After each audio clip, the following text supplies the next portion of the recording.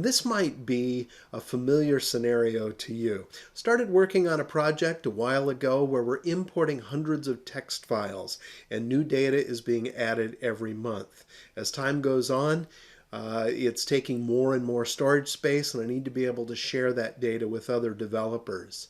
So we started out on a laptop, moved to an external hard drive for backup purposes, and then I wanted cloud redundancy, so I moved that into my OneDrive for Business, and have exceeded our OneDrive quota because the file size is growing and growing, and it's becoming expensive to manage that data. So Azure Data Lake Storage to the rescue.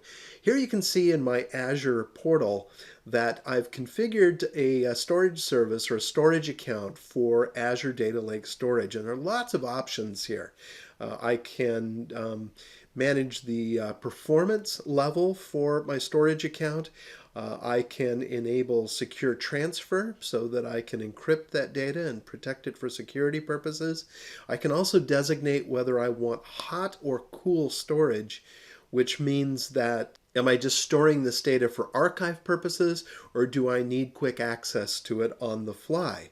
And then we also have geo-redundancy, meaning that the data is actually stored in multiple Azure data centers throughout the world. Now this one's new, Azure Data Lake Storage Gen 2.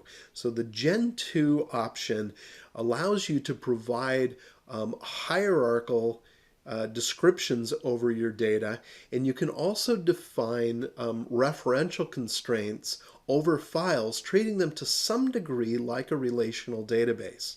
Here's the best thing about Azure Data Lake Storage. If we look at the pricing model, the least expensive option is actually a tenth of a penny per gigabyte per month. Think about that compared to your other storage options.